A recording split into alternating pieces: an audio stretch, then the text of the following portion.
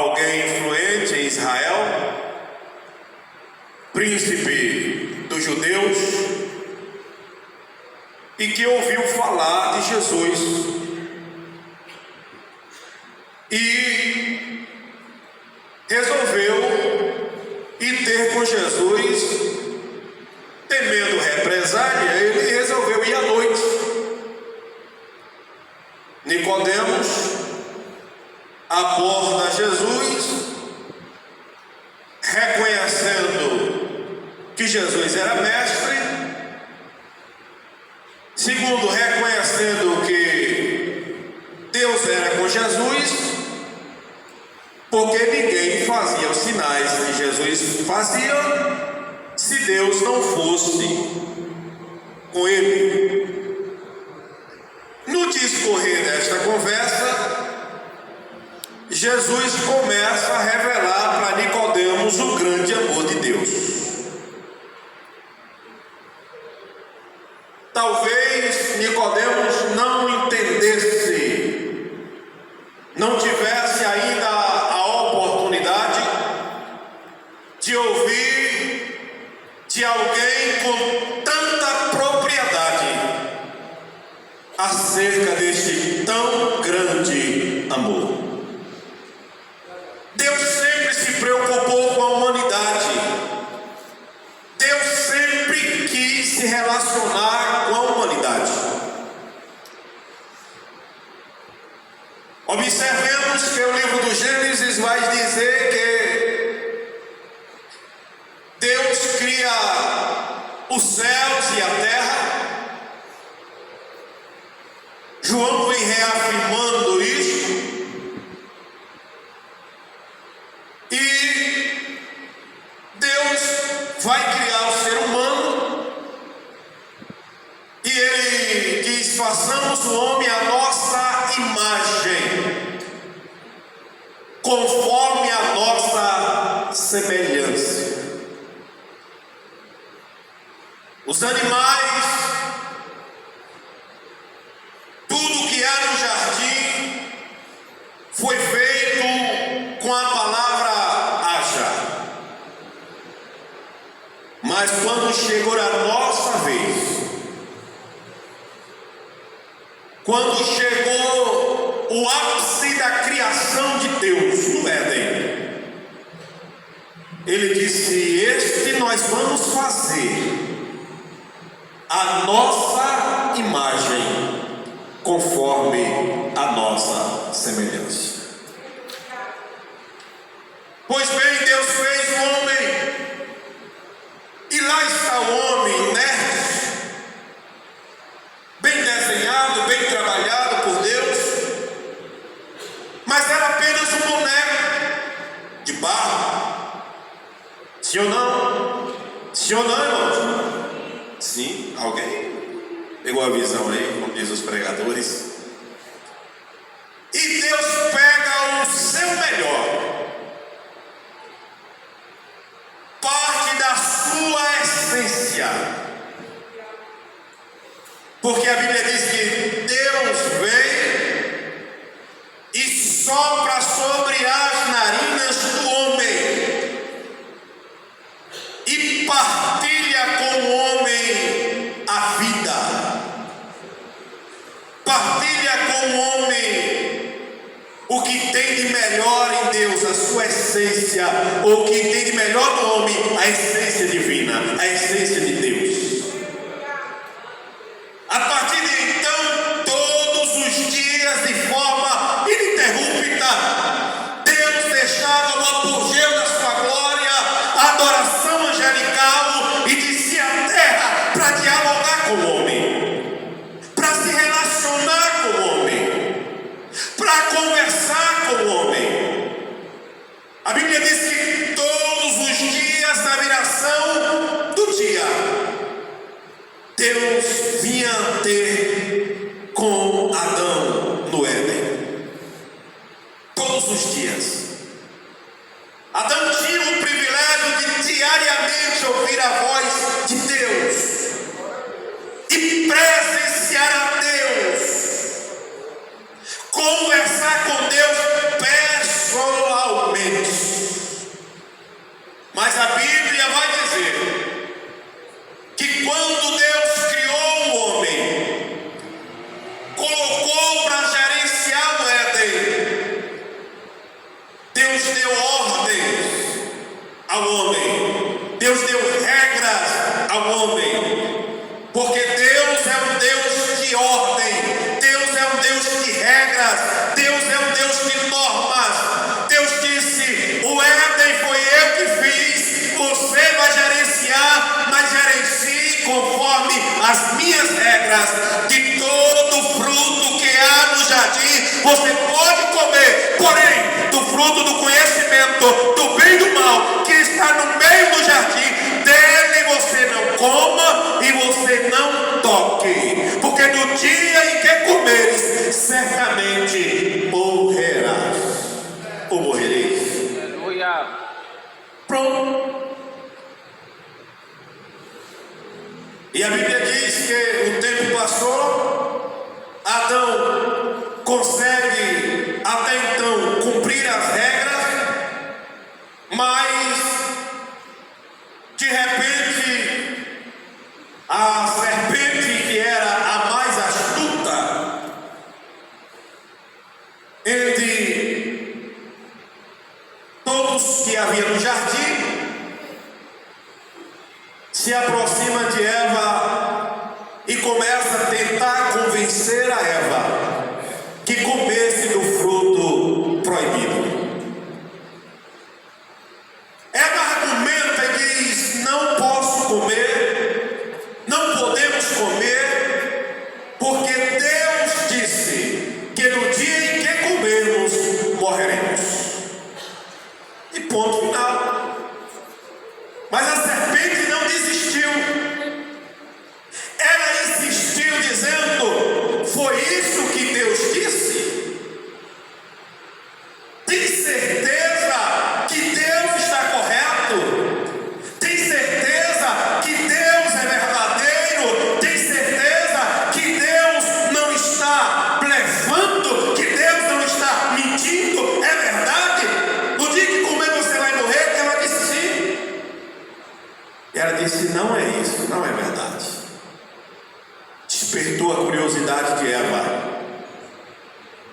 Ela pega no fruto, porque a ordem de Deus era: não coma e não toque. Por quê? Porque ao aproximar do fruto ou da árvore da vida, ia aguçar, ia despertar a curiosidade do homem. Deus disse: não coma e nem toque, nem toqueis nela. Fique de longe. Resista de longe. Fuja. E a serpente disse: não pode aproximar, o fruto é bom. É bom para o conhecimento. Eva toca no fruto, come do fruto e leva para Adão. E convence Adão a comer do fruto proibido. Adão come do fruto proibido, e a Bíblia diz que os olhos de ambos se abriram, e eles viram que estavam nus. Observe duas questões e dois detalhes desse texto bem simples. Primeiro, Eva comeu do fruto, sim ou não? Mas os olhos dela não se abriram, porque a ordem divina não foi para Eva, a ordem divina foi para Adão. Quando Adão come do fruto, os olhos de ambos se abrem e eles percebem que estão nus. Primeiro, porque eles quebraram a regra, quebraram a ordem, pecaram contra Deus e então perceberam que estavam nus. E Deus, que é um Deus de aliança, e Deus não quebra a aliança com seu povo, diga amém. Amém. Não há na história, de forma alguma, que Deus já fez acordo com homem algum e Deus quebrou este acordo. Deus não é homem para que minta, e nem filho do homem para que se arrependa. Ele é fiel para cumprir a sua palavra. A palavra de Deus empenhada, chuva ou faça sol, aconteça o que acontecer, Deus vai cumprir a sua palavra, Deus vai cumprir as suas promessas, porque Ele é Deus. Aleluia. Deus sempre teve interesse em se relacionar com o homem. E quando o dia está próximo da sua virada, na virada do dia, Deus outra vez vem ao jardim. Será que Deus não sabia que Adão já havia desobedecido? Claro que sim. Mas Deus vem ao jardim porque Deus tem interesse de se relacionar com o homem.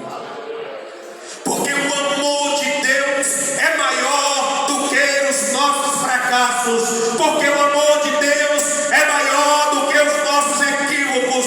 Porque o amor de Deus é maior do que os nossos tropeços. Deus vai sempre amar a humanidade e Ele prova o seu amor para conosco em que Cristo morreu por nós, sendo nós ainda pecadores, conforme Paulo afirma. Ele desce, ou ele vem ao jardim, e ele diz: Adão, aonde estás? Ele sabia muito bem aonde Adão estava, mas ele queria ouvir da boca de Adão. Deus conhece as suas fragilidades, Deus conhece você nos mínimos detalhes. Ele conhece o que Ele sabe o que você precisa, Ele conhece as suas carências, mas Ele quer sempre ouvir da sua boca. Bendito seja o nome do Senhor, porque Ele tem interesse de ouvir a sua voz, e tem mais interesse ainda que você ouça a voz dEle, porque Ele ama a sua igreja, Ele ama o seu povo.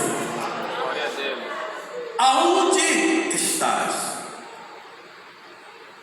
E Adão, agora com uma vestimenta provisória, escondido atrás dos arbustos, diz: eu comi do fruto que o Senhor proibiu,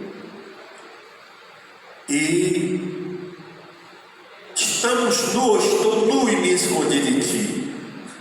Mas ninguém se esconde de Deus. Deus chama Adão para uma reunião e acontece imediatamente o plano B de Deus para a humanidade. Aí o profeta Isaías, no capítulo 6, versículos 1 ao versículo 8, na chamada profética de Isaías, ele vai declarar dizendo: no ano em que morreu o rei Uzias, eu vi o Senhor, mas eu vi o Senhor assentado sobre um alto e sublime trono, e a sua glória encheu toda a terra. Eu presenciei serafins que voavam, e eles tinham 6 asas. Com 2 cobriam o seu rosto, com 2 cobriam os seus pés, e com 2 voavam e clamavam dizendo: Santo, Santo, Santo é o Senhor dos exércitos, e toda a terra está cheia da sua glória. Bendito seja o nome do Senhor. Glória a Deus, aleluia.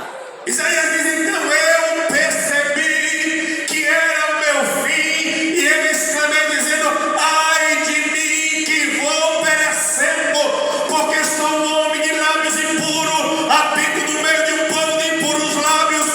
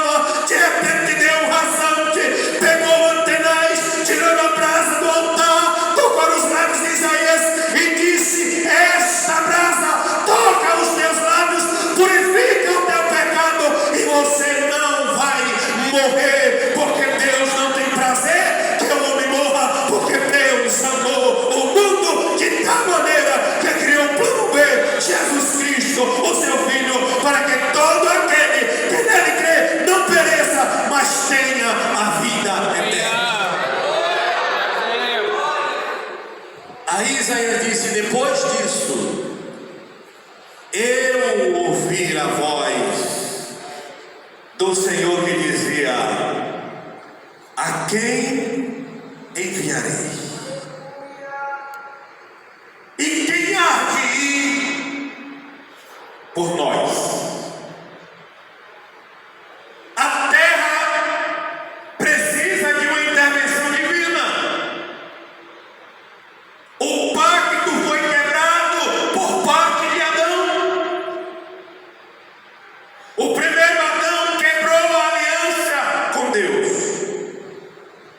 E era necessário que o último Adão surgisse para refazer a aliança com a humanidade.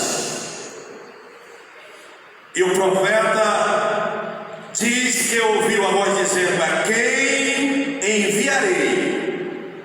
E quem há de ir por nós? Nenhuma tipologia, então ele diz: eis-me aqui, envia-me a mim.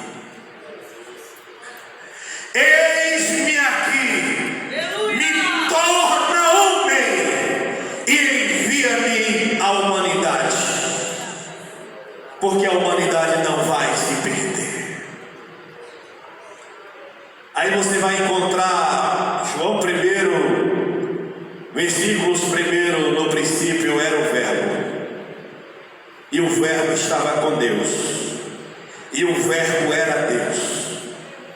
Ele estava com Deus no princípio,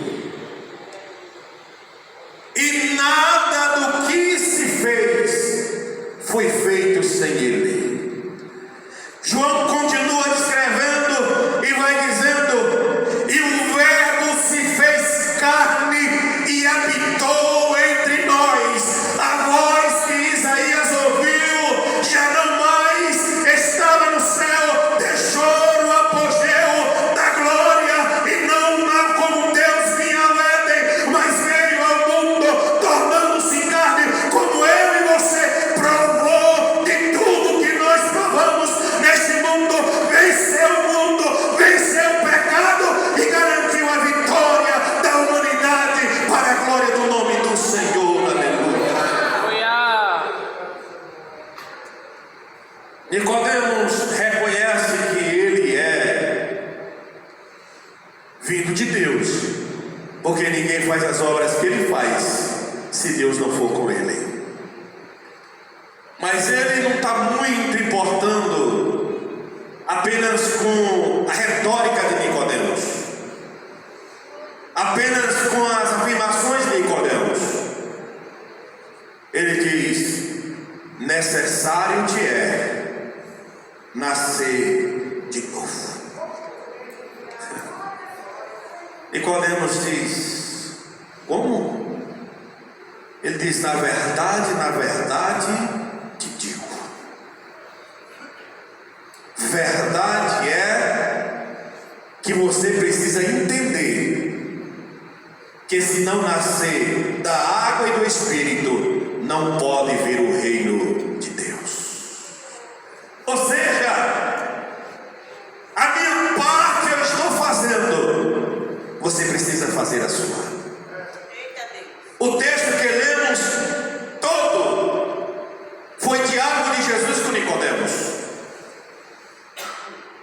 Até os versículos de 16 ao 21, que é quando fecha o capítulo, ele fala com Nicodemos como se estivesse falando de outra pessoa. Mas na verdade é dele mesmo que ele está falando. É do projeto de Deus. É da prova do grande amor de Deus que ele está falando. Nicodemos diz: mas como pode ser isso? Um homem velho nascer de novo, porventura? É possível voltar ao ventre da mãe e nascer? Ele disse: oh, peraí, tu és mestre de Israel e não entende essas coisas? Tu és entendido das coisas daqui. Tu não és mestre por um acaso. Tu és estudado, Nicodemos, e não compreende. Ei, O vento sopra, mas não se sabe de onde ele vem, nem para onde ele vai. Assim é todo aquele que faz a vontade de Deus. Glória a Deus, aleluia. Os versículos que antecedem o versículo 16, ele diz: ninguém subiu aos céus, senão aquele que desceu do céu. Ele começa a se revelar em Nicodemos. E aí ele diz: porque Deus amou o mundo de tal maneira. Não dá para descrever o tamanho do amor de Deus. E sabe quando é que eu compreendo este amor? Quando eu fracasso e este amor me acolhe nos braços. Quando você fracassa e este amor te acolhe nos braços. Glória a Deus, aleluia. Você precisa compreender o tamanho deste amor, chamada de graça de Deus, ou favor que não se merece. Bendito seja o nome do Senhor. Ele é capaz de alcançar a humanidade inteira. Não importa o que você fez, não importa a sua trajetória, não importa como foi a sua vida pregressa. Este amor te alcançou e você reconheceu este amor, e agora você trilha para os céus de glória, porque o amor de Deus alcançou você. Aleluia. Deus amou o mundo de tal maneira. Encerro dizendo, em um minuto, que o mundo não entende e não vai entender nunca. Porque você sabe qual é a diferença de mim e de você para quem está lá fora? É que quem está lá fora não vem para a luz, porque as obras deles